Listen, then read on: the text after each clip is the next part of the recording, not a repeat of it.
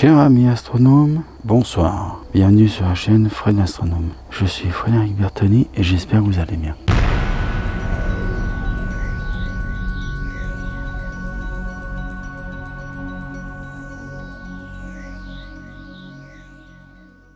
Alors nous sommes au soir du mardi 19 juin et comme vous pouvez le voir, la Lune avec le Sony Alpha 7S. Alors il n'y a pas de filtre bien évidemment. Et le fameux Sony, donc le Sony Alpha 7S et le télescope CPC 800-203 mm. Alors je vais recouper parce que je viens de m'apercevoir que j'ai les ISO qui sont très élevés. Voilà, donc je vais voir si je peux les baisser un petit peu. Donc voilà, donc dans la première partie vidéo, là j'ai les ISO qui étaient à 51 200 ISO. Pour la Lune c'était un peu beaucoup. Je suis descendu à 2000, hein, ce qui est largement bien. Moi je la trouve parfaite, la Lune, là, elle est très très jolie.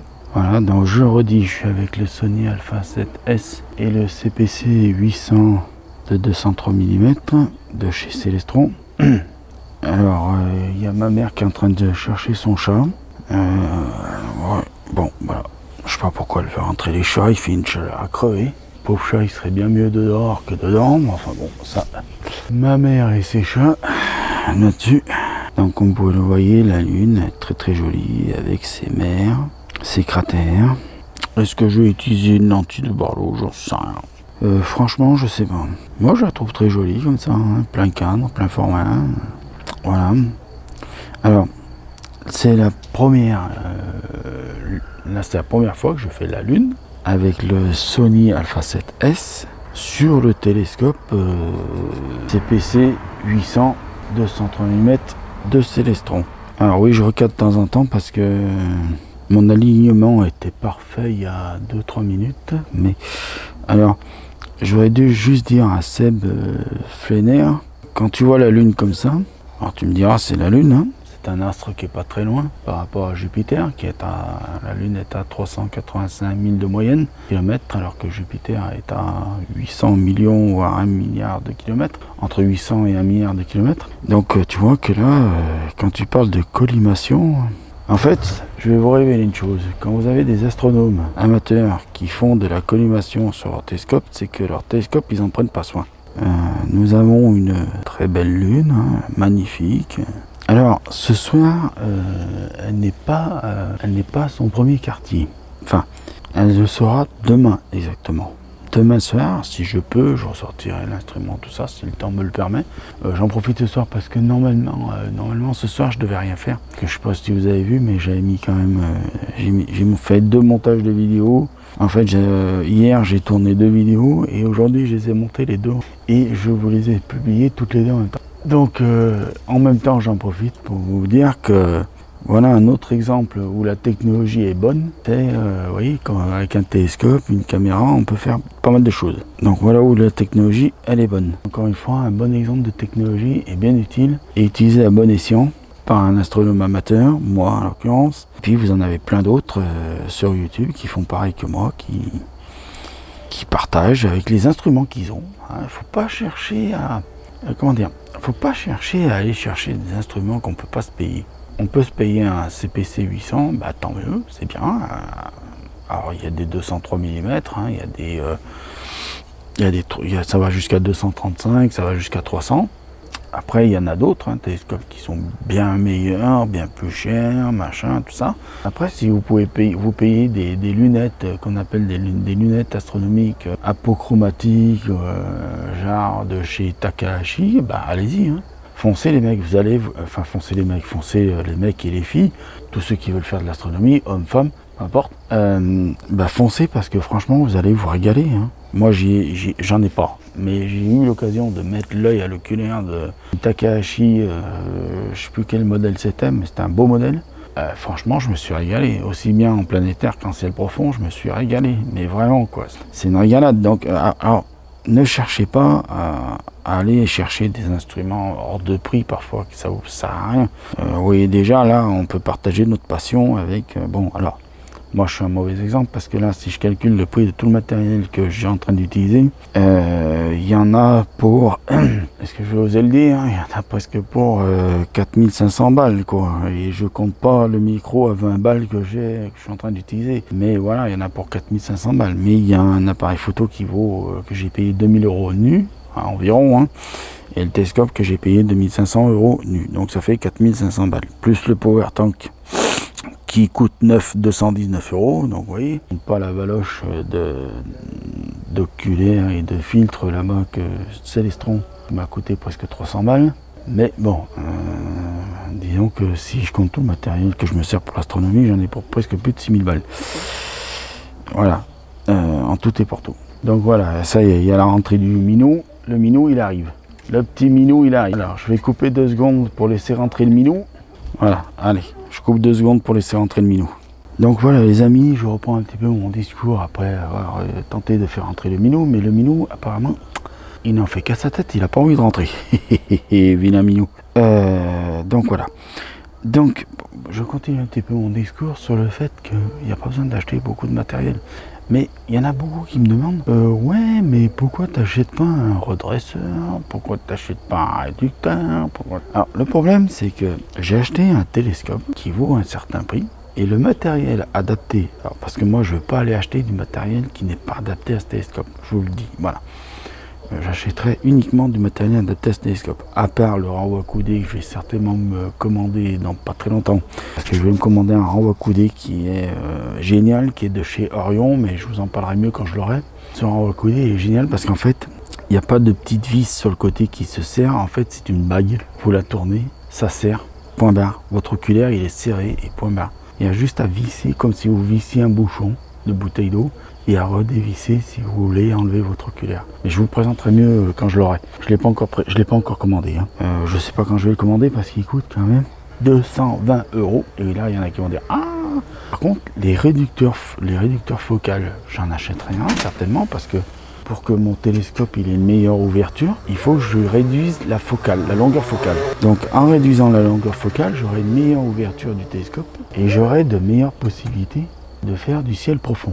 Tout ça, c'est très net, très clair, très simple. Sauf que le problème du réducteur focal, c'est qu'il coûte, pour ce télescope-là, chez Celestron, 450 €, je veux dire. 450 balles. Ça veut dire que ce télescope, à chaque fois que je vais vouloir acheter un produit, ça va coûter un bras à chaque fois. Donc c'est pour ça que, pour le moment, je n'achète pas des trucs comme ça, des produits comme ça, parce que j'ai d'autres achats à faire avant. Vous allez pas me croire, mais le redresseur focal, le redresseur je veux dire, pas focal, le redresseur, c'est-à-dire, vous voyez, Jupiter, l'image de Jupiter, elle est à l'envers. Je vous la montrerai tout à l'heure, d'ailleurs je vais la montrer dans pas longtemps, parce que je vais pointer Jupiter. L'image de Jupiter, quand vous la voyez, vous voyez la tâche en haut, alors que normalement la tâche est en bas. Il faut utiliser ce qu'on appelle un redresseur. Ce redresseur vous met l'image comme il faut. Une fois que cette image est remise comme il faut, l'image elle est nickel, donc Jupiter se trouve dans le bon sens. Sauf que lui aussi, il coûte 450 €. Si j'achète les deux, vous comptez, il y en a pour 900 balles. Avec les frais de port, on arrive à 1000 €. Pour le moment, c'est hors de question pour 1000 €. Voici Jupiter, comme promis. Alors, je commence d'abord sans barlow, hein, parce que je vais vous montrer. Si j'augmente un peu l'intensité, on voit bien qu'il y a, alors je suis à 25600 ISO, et comme vous pouvez le voir, il y a bien 4 satellites. Donc vous voyez un petit peu Jupiter comme elle est belle, avec ses 4 satellites, magnifique. Hein. On peut pas rêver mieux là, comme image, vraiment on peut pas rêver mieux. Alors vous inquiétez pas, on va passer rapidement à la Barlow, tout ça. Je sais pas si ce soir, par contre, je pourrais vous faire Saturne. Voilà, parce que ma mère est très énervée que je sois dehors, en train de faire de l'astronomie. Ça l'énerve, madame, parce qu'elle peut pas rentrer son chat. Bon, moi, sans chat, j'en ai un peu... J'aime bien les animaux, mais je vais quand même pas m'empêcher pour les animaux de vivre aussi. Hein. Voilà, de vivre ma passion non plus. Hein. Minou, il avait qu'à rentrer au moment où on lui demandait de rentrer. Mais vous savez, les chats, c'est pas comme ça que ça fonctionne. Si vous n'avez pas de chat, je peux vous le dire, ça fonctionne pas comme ça un chat. Un chat, ça fait ce qu'il veut et ça rentre quand ça veut. Tiens, alors en même temps que je regarde l'écran, je regarde un petit peu aussi autour de moi. Et j'ai une petite pensée pour Jordan Poignet de la chaîne Stardraw, qui nous a fait sa première vidéo sur l'astrodessin. Et je voudrais te dire, ben juste là, alors je pourrais pas te le montrer parce que faudrait que je reprenne l'Alpha 7, que je le mette sur le trépied, que je mette l'objectif et tout, donc ça me ferait redémonter tout le machin. Mais juste en face là, alors vous voyez, tu as Jupiter là à l'écran, hein. Alors je parle à Jordan, mais je parle à vous tous aussi, hein, mes amis astronomes. Et je vois aussi le Scorpion, donc la constellation du Scorpion qui est magnifique. Alors je la vois pas complètement parce que bien sûr à cause de la pollution lumineuse, merci les lampadaires, merci à celui qui a inventé cette connerie de lampadaire. Si je t'attrape, tu vas avoir tes miches. Mais voilà, donc là j'ai en pleine vue devant moi le Scorpion, hein, la constellation du Scorpion.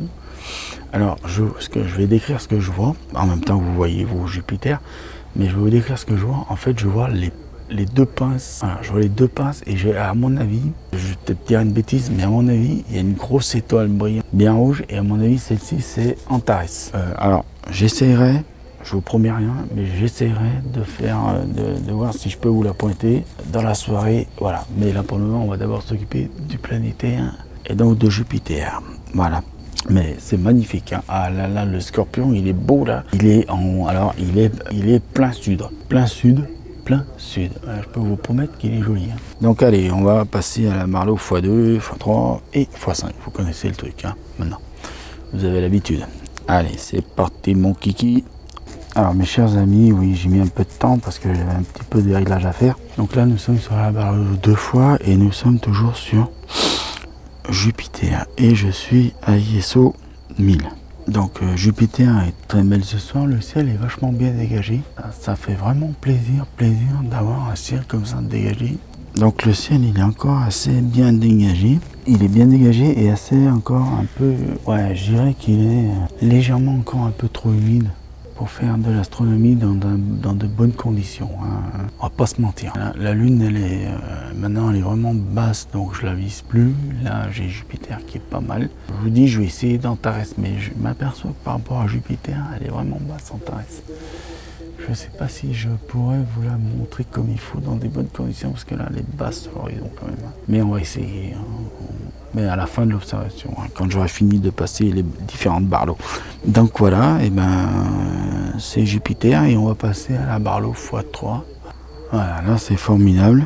Alors là sur la Barlow x3 à 1000 ISO, j'ai l'impression que l'image à 1000 ISO est plus nette, plus contrastée ce soir. Non, je sais pas vous. Hein, ça a l'air d'être nickel ce soir, c'est bien, hein. Moi ça me plaît.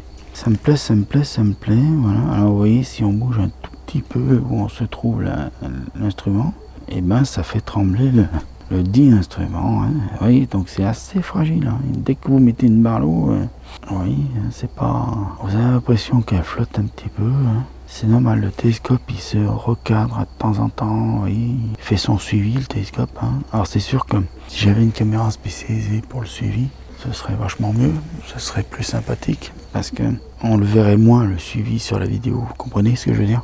Donc voilà, donc on y est là, on est magnifique. Alors je vais, attendez, oulala, je vais boire un coup, je suis désolé, hein. Je sais que ça vous, il y en a certains ça leur plaît pas en vidéo, que je boive un coup, mais j'ai quand même pas crevé de soif. Alors je vous le dis, je vous répète, alors Saturne, elle est levée. Alors est-ce que ça va être une bonne nouvelle pour vous? Est-ce qu'on va pouvoir se refaire Saturne? Alors il y a le fameux Fred. Fred SX, je crois, c'est ça, hein. Je vais voir ses vidéos de temps en temps. Je me suis abonné à sa chaîne. Alors il me dit, moi je cherche pas forcément à avoir des abonnés, tout ça. Mais tu dis quand même, abonnez-vous à ma chaîne. Mais bon, on va pas faire le débat là-dessus. Mais moi je vais le dire, allez voir un petit peu ce qu'il fait. Je vous mettrai des liens, je vous mettrai le lien de vidéo sur celle-ci là, vidéo. Allez voir ce qu'il fait, c'est pas mal, hein. En plus ça prouve que avec un instrument qui au départ n'était pas motorisé, si mon souvenir est exact, il a un 750 mm, 1000 de focale, je crois, hein. Si je me trompe, tu me le diras, Fred SX, sur une Q3, alors qu'il n'était pas motorisé. Aujourd'hui, il l'a motorisé. Ça, c'est très bien. C'est toujours mieux quand c'est motorisé une monture. Même si je dis toujours qu'il faut débuter sur des montures non motorisées pour savoir ce que c'est de l'astronomie et pour savoir comment l'astronomie se passe quand c'est non motorisé, parce que ça peut arriver un jour comme vous alliez sur un terrain, vous n'avez pas forcément amené votre instrument, et là on vous dit bah tiens je vais te prêter un instrument, j'en ai un. Et comme vous êtes normalement censé être un astronome amateur et vous êtes censé connaître les instruments, et ben on va peut-être vous mettre dans les mains un instrument non motorisé. Donc si l'instrument est non motorisé, dites-moi comment vous allez faire pour utiliser le dit instrument si vous-même vous n'avez jamais utilisé un instrument non motorisé et que vous êtes passé directement sur un télescope motorisé. C'est simplement pour ça que je le disais, et je prends l'exemple d'ailleurs de Fred Esix qui a acheté un télescope très modeste mais qui fait très bien l'affaire, qui fait de très belles images. Comme quoi il prouve par l'image et par les mots et par le fait qu'il a un télescope qui n'écoute pas non plus un bras, et ben il arrive à faire de très bonnes images. En plus de ça, il n'a pas acheté un Sony Alpha 7S ou autre appareil photo qui coûte des bras ou des caméras qui coûtent des sommes et des cents et des mille. Il a simplement pris une webcam qu'il a adaptée avec un adaptateur et un haut coulant, voilà, pour un haut coulant. Donc alors bon, il est bricoleur, je vous le dis tout de suite, il est bricoleur parce que il fait du tuto sur les, alors je me trompe de sens, de recadrage du truc, planète là. Donc voilà, il est bricoleur parce qu'il a une imprimante 3D, machin et tout ça. D'ailleurs il a fait un très bon tuto sur la fabrication d'un filtre solaire. Franchement je vous le conseille, mais franchement quoi, je vous le conseille parce que c'est un très bon tuto. Et ouais franchement voilà quoi. Et aujourd'hui il a fait un très bon tuto sur le fait de motoriser son EQ3. Alors pour ceux qui se posaient la question, est-ce qu'on peut motoriser une monture non motorisée, c'est-à-dire une monture équatoriale non motorisée? Oui, certaines sont motorisables, d'autres non, mais vous voyez par exemple la EQ3 que possède Fred Esix, elle est motorisable. Il l'a prouvé aujourd'hui, il a acheté la motorisation, il l'a installée, très simplement. Bon, faut voir la vidéo parce qu'il y a quand même quelques petits détails qui rentrent en compte, mais voilà, il l'a fait, c'est fait. Donc je voulais vous en parler un petit peu. Je prends un peu mon temps sur ça parce que j'ai envie de... Je fais le voilà, Jupiter à la Barlow 5 fois. C'est magnifique, c'est beau, c'est génial. Ce que je disais tout à l'heure avec le redresseur focal. Il est vrai que sans cette lentille de Barlow de 5 fois, la tâche est en haut. Là, on voit que la tâche est en bas. Donc elle redresse en même temps la lentille de Barlow, celle-ci. Ce soir, l'atmosphère est un peu moins humide quand même, hein, mais ça reste humide. Voilà, très belles images, hein, comme vous pouvez le voir. Magnifique. Alors je vous dis, ce soir, le ciel, je sais pas si c'est parce que ça fait de plus en plus sec, mais ça doit être ça, hein, c'est ça de toute façon. Mais il y a de plus en plus d'étoiles dans le ciel, et au fur et à mesure que la nuit avance, il y a de plus en plus d'étoiles, mais ça vous le savez, vous le remarquez quand vous faites des observations, hein, quand vous sortez. Je peux vous dire que le ciel ce soir, alors il est de plus, on dirait qu'il s'assèche à vue d'œil. Parce que j'ai la lune, enfin la lune elle est cachée derrière le bâtiment, mais enfin derrière un immeuble là, qui est à côté de chez moi. Mais je vois qu'elle est encore là parce que je vois sa lumière. Donc elle éclaire encore pas mal le ciel. Et ben je peux vous dire que le ciel n'est pas vilain parce que malgré la lune. Donc alors, je vais tenter Antares. Mais je vais vous dire tout de suite, je ne sais pas si je vais la tenter avec une lentille de Barlow. Hein, parce que là, elle est très basse sur l'horizon. Je pense que ça va être très difficile de pouvoir l'avoir correctement avec une lentille de Barlow. Déjà, je vais essayer de l'avoir déjà à l'œil nu, c'est-à-dire avec un oculaire, hein, pour essayer de la viser. Mais je pense que ça va être très difficile de l'avoir correctement. Ok, donc je vais essayer de vous faire Antares. Et puis, peut-être, si vous êtes sage, je vous ferai un peu Saturne. Hein. Allez, on y va, c'est parti mon kiki. Donc mes chers amis astronomes, vous me croyez ou vous me croyez pas, mais ceci est Antares, qui est une étoile principale du Scorpion. Et voilà, c'est allez, je dédicace l'étoile pour Jordan Poignet de la chaîne Stardo. Voilà Antares, elle est magnifique, elle est, oh là là, c'est beau, c'est magnifique. Alors là vraiment, alors je suis à 12800 ISO. Parce que je descends un peu mes ISO pour voir si on peut avoir sa couleur un peu plus naturelle. Là je suis à 1000 ISO. Sa couleur est à peu près un peu plus naturelle. Alors je dis que je ne tenterai pas la lentille de Barlow, mais j'ai envie de tenter la x2. Je sais pas vous, mais moi ça me tente bien la petite x2. Voilà, j'ai été la récupérer. Ça me tente très bien la x2 quand même, non? Pas vous? Allez, on va essayer de la x2. Voici Antares à la x2. Ce mec est dingue, c'est un truc qui se tente jamais. Je vais boire un canon. J'en profite pour boire un canon, hein, parce que, excusez-moi, hein, c'est pas poli, mais on s'en fout. Quand on a soif, on a soif. Donc voilà, Antares à la x2. Voilà. Oh, c'est magnifique, c'est beau. Hein. Je suis à 16 000 ISO. Est-ce que je descends un petit peu pour essayer de voir à 1000 ISO, 4000, 8000. On va se mettre à 8000. Voilà, 8000 ISO. C'est magnifique, c'est beau, c'est waouh. C'est vraiment magnifique. Hein. C'est waouh. Vraiment, c'est génial. C'est un truc de dingue. Alors attendez, je recadre un petit peu. Voilà, Antares, magnifique. Allez, on est fou. On se fait une x3. Allez, moi je dis on est dingue, on se fait une x3. Alors ça c'est pour Joris. Il me dit, ouais, Joris, Fred l'astronome, il se lance des défis. Non, je lance pas des défis. Je me lance pas des défis. Je tente, et puis c'est tout. Il faut tenter dans la, faut tout tenter. Même si on sait des choses, il faut tout tenter. Et ouais, ce mec c'est un gueudin, ils vont dire. Et voilà, la x3. C'est dingue, hein. Antares en x3. Non mais, hein, je vous le dis tout de suite, je suis en train de déconner parce que tout ça je l'ai déjà fait. Alors, j'ai fait en x2 et en x3 je l'ai déjà fait. Mais en x5, non, je l'ai jamais fait en x5. Bah vous savez quoi, ça se tente, hein. Allez, ça se tente. Ça se tente et puis après je ferai une petite pause parce que une petite pause s'impose. Voilà, allez, on va faire une x5 vite fait. Alors je vous laisse encore regarder, admirer tout ça, patati patala. Voilà, vous voyez, avec un télescope, tout est possible, hein. Et ouais, vive la technologie, vive les ondes. Là, Polo il risque de mal le prendre. On va pas faire des blagues sur les ondes. Voilà, allez les gars, je passe à la x5, hein. Les gars, les filles, tout le monde. Hein. Voilà, abonnez-vous. Ce mec est dingue, il passe à la x5 sur une étoile. Et voilà, Antares à la x5. J'ai bien dit Antares à la x5. Ce mec est dingue. Je l'avais jamais fait. Alors par contre, je suis désolé, je peux pas mieux régler que ça. Et là, c'est pas une histoire non plus de collimation, machin et tout. C'est simplement que Antares est une étoile qui se trouve à des milliers d'années-lumière.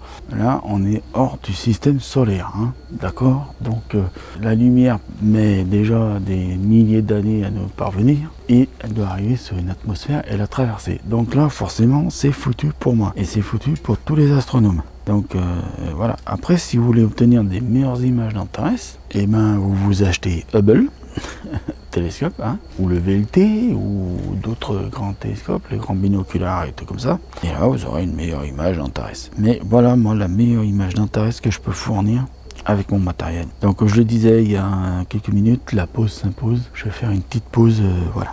Hein, je vous reprends avec Saturne si vous êtes sage. Donc voilà mes chers amis astronomes, vous venez de voir la vidéo observation de la Lune, Jupiter et Antares. Vous êtes étonné de me voir tout de suite après cette vidéo et de me dire de vous dire mais Fred, où est la séquence Saturne? Alors la séquence Saturne, j'ai dû l'enlever de la vidéo pour le moment. Je vous ferai une vidéo à part pour Saturne parce qu'en fait quand j'étais en train de monter la vidéo observation de la Lune, Jupiter, Antares et Saturne, qui est devenue maintenant observation de la Lune, Jupiter et Antares, c'est que je me suis aperçu qu'en fait il y avait un très gros problème de son. Voilà, il y avait un immense problème de son. Le son était inaudible. Pourquoi? Parce que le petit micro que j'ai là m'a pas lâché en fait. C'est qu'en fait, je sais pas, j'ai dû faire une fausse manœuvre, machin, j'ai dû tirer un petit peu sur le câble. Ça l'a légèrement débranché de la connexion Sony Alpha 7S. Alors oui, vous voyez les cheveux mouillés, c'est vrai, je viens de sortir de la douche. Pour revenir sur le problème de son, c'est qu'il y a eu un petit problème de son. Le son était vraiment pas bon. Alors j'ai dit bon, je vais essayer de traiter ça en post-production pendant le montage et tout. Ça donnait rien, ça donnait du dégueulasse sur du dégueulasse, donc c'était déjà dégueulasse au départ et ça donne encore plus du dégueulasse derrière. Donc je me suis dit, les séquences Saturne, sans Barlow, avec Barlow x2, avec Barlow x3 et avec Barlow x5, j'y enlève. Ce que je vais faire, c'est que je vais commander, alors aujourd'hui j'aurai peut-être pas le temps parce que j'ai plein de choses à faire, je vais commander un petit micro USB, je branche sur l'ordinateur comme ça en port USB, et pendant je ferai un montage post-production, je ferai une voix off, d'accord? Voilà, comme ça me permettra d'expérimenter la voix off que j'ai jamais expérimenté les vidéos voix off. Je vois qu'il y a beaucoup, en plus ça me permettra d'avoir ce petit micro USB, port USB que je voulais pour faire des vidéos plus tard, un peu tutoriel sur les logiciels Planétarium.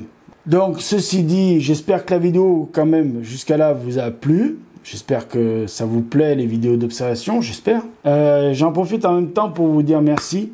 Merci parce qu'au moment où j'étais en train de monter, là, je suis en page. Alors je l'ai pas fini de monter la vidéo parce que vous voyez, je tourne cette petite séquence qu'il va falloir que je rajoute à la fin pour vous donner l'explication de l'explication.